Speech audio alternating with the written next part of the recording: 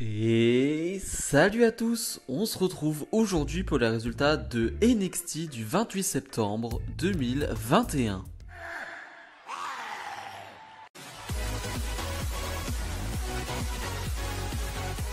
Et on ouvre le show avec l'homme le plus détesté du monde en ce moment, Grayson Waller. Je rappelle qu'il a attaqué Johnny Gargano lors de sa dernière nuit du côté de NXT.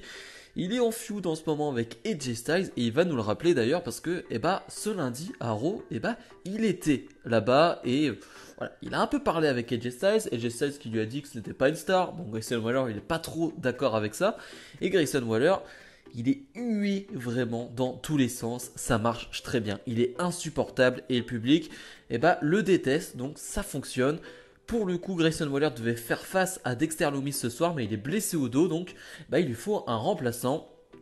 Et c'est Odyssey Jones qui arrive, Odyssey Jones qu'on n'avait pas vu depuis quelques semaines d'ailleurs. Donc content de le revoir, et Odyssey Jones qui va faire face à Grayson Waller dans un combat d'une dizaine de minutes. Je dois être honnête, j'ai pas trop aimé ce combat. J'ai pas trouvé ce combat très emballant pour plusieurs raisons. Déjà, j'ai pas l'impression qu'il y ait une grosse alchimie. J'ai l'impression que leurs deux styles ne collent pas du tout. Il n'y a pas une seule prise dans le combat, il n'y a pas de rythme, il n'y a pas grand chose qui se passe.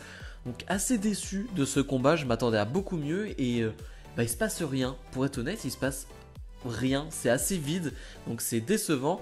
Finalement, on va avoir un Grayson Waller plutôt malin qui va enlever une des protections du coin du ring.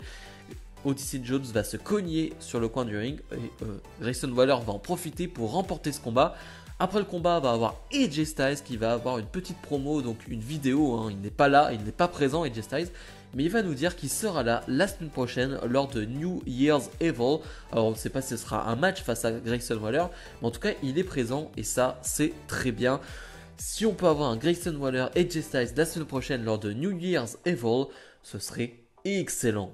MSK est sur le ring et MSK nous rappelle qu'ils n'ont plus été là depuis leur défaite, depuis qu'ils ont perdu leur titre par équipe de NXT. Et depuis, on a eu des vignettes avec eux, on a eu des vignettes avec un certain Riddle qui est un chaman qui essayait de purifier leur corps et leur esprit. Bon, c'était pas des vignettes qui me faisaient forcément rire. Avec Riddle, c'était un peu mieux, mais sinon, c'était pas quelque chose d'intéressant pour moi. On essaie de recréer quelque chose avec MSK. Et finalement, on va avoir Imperium qui vont arriver parce que MSK veut une chance pour le titre d'Imperium. Et finalement, il va se passer quelque chose d'exceptionnel. Enfin, pour moi, je trouve ça exceptionnel. C'est-à-dire que tu as Riddle qui est en vidéo là aussi. Et tu as Walter, donc le chef de Imperium, qui est en vidéo. Et Riddle va proposer quelque chose la semaine prochaine. Donc lors de New Year's Evil, Riddle et MSK face à Imperium avec Walter. Donc Imperium, tout simplement. Et Walter va l'accepter. Donc on va avoir ce match. Je suis trop content. On va avoir Riddle dans le même ring que Walter. J'imagine déjà Riddle qui vend pour Walter. Ça va être exceptionnel. Ça va être incroyable. Alors je sais pas combien de temps ils vont leur donner ou quoi que ce soit. Mais sur le papier ça me donne très envie. Et je suis content parce que ça va donner envie à certaines personnes de regarder NXT. J'espère qu'ils le regarderont parce que ouais, ça va être quelque chose. Ça va être quelque chose de très bien. Et j'aime bien qu'on rajoute Riddle dans cette histoire.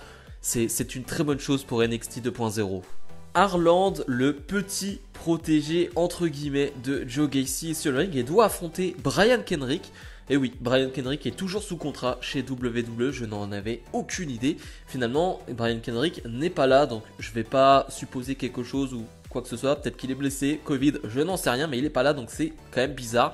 Et t'as André Chase qui va arriver et qui va dire qu'il veut donner une leçon, tout simplement.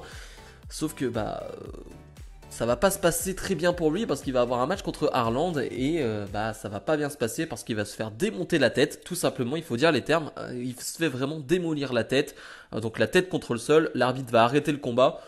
J'ai plutôt bien aimé dans le sens où c'était assez violent pour que l'arbitre demande à arrêter le combat. C'était pas le truc le plus violent du monde, mais c'était assez violent, je trouve. Harland paraît très très fort encore une fois et va même je sais pas ce qu'il va faire d'ailleurs, mais il va prendre un étudiant de l'université de André Chase et va le porter, le ramener en backstage. Je sais pas pourquoi, mais en tout cas, il le fait. Tiffany Stratton fait ses débuts du côté de NXT. On nous la tease depuis quelques semaines maintenant avec des petites vignettes et elle est enfin là. Et je trouve qu'elle fait plutôt bien le boulot. Elle va faire face à une jobbeuse, mais c'est plutôt pas mal ce qu'elle fait. Je parle même pas du catch en soi parce que je me fie pas trop à ce qui se passe sur 2 minutes de combat, même si c'est plutôt propre. À part peut-être le final, alors c'est très mal filmé de notre côté, mais le public d'NXT n'a pas trop aimé, on va dire, ce qu'elle fait, le mouvement final pour terminer ce combat. Et bah, à la caméra, on le voit pas trop parce que c'est très mal filmé. Il y a un changement de plan, donc c'est compliqué. Mais je parle plutôt de l'attitude. Je trouve qu'en termes d'attitude, de charisme et de présence, eh ben, elle a bien répondu présent, justement. Donc à voir ce que ça peut donner. Bien évidemment, elle va remporter ce combat, mais je suis très impatient d'en voir plus. Signature de contrat entre Carmelo Hayes, le champion nord-américain, et Roderick Strong, le champion Cruiserweight. Donc la semaine prochaine, on aura un match entre ces deux-là. Les deux titres vont être unifiés et ça deviendra le titre juste nord-américain de ce que j'ai compris. Hein, c'est ce que dit Wade Barrett. Wade Barrett qui préside cette cérémonie, cette signature de contrat. C'était sympathique, même si j'avoue que c'était pas très intéressant non plus. C'est-à-dire que c'est une signature de contrat très classique où t'as pas de punchline, t'as pas une phrase qui ressort plus que l'autre. T'as finalement Trick Williams, l'ami de Carmelo Hayes, qui va passer à travers une table. Forcément, dans une signature de contrat, t'as toujours un petit problème à la fin. Mais sinon, tout ce que je peux dire, c'est que j'ai hâte de voir ce combat. Je ferai pas de pronostic parce qu'en vrai, je ne sais pas trop. Peut-être un Carmelo Hayes parce qu'il est plus jeune et il représente plus NXT 2.0. Mais en tout cas, c'est vrai que je ne savais pas qu'on allait juste seulement avoir le titre nord-américain. Je pensais pas qu'il allait s'appeler comme ça. Pourquoi pas? J'aime bien cette stature, je la trouve plutôt jolie, donc pourquoi pas, et vivement ce combat. Solo Sikoa face à Santos Escobar, match intéressant de 10 minutes, vraiment j'ai apprécié ce combat, j'ai bien aimé parce que tu as une vraie construction de grand combat, c'est-à-dire qu'au tout début de combat, tu as vraiment deux hommes qui se cherchent, qui essayent de trouver la faille, qui essayent de trouver la faiblesse de son adversaire, et ce qui donne un rythme plutôt lent au début, vraiment c'est 10 minutes de combat, mais au tout début, c'est pas très rapide, c'est pas très dynamique, mais pour le coup, alors, ça va pas forcément aller plus vite ensuite parce qu'on est toujours dans une construction lente, mais j'ai bien aimé cette construction lente d'un Solo Sikoa aussi qui se fait dominer. C'est rare qu'on voit Solo Sikoa en train de se faire dominer et on voit que le public le soutient énormément. Alors bien évidemment, ça aide d'être un frère Uso. Le public l'aime bien aussi pour ça, hein, il faut être honnête, il faut le dire. Mais en tout cas, ça donne un beau combat de 10 minutes. On s'en doutait, Xyon Queen allait jouer un rôle dans ce combat parce qu'il va arriver pour peut-être parler à Elektra Lopez. Ça va pas trop plaire à Santos Escobar qui va lui sauter dessus. Mais Santos Escobar va revenir sur le ring et se prendre un super kick de Solo Sikoa. J'ai adoré ce super kick, il était dévastateur, il était violent. Bref, il va enchaîner avec un big splash. Victoire de Solo Sikoa qui ne perd pas donc et qui ne perd jamais du côté de NXT 2.0. Et c'était vraiment un bon moment.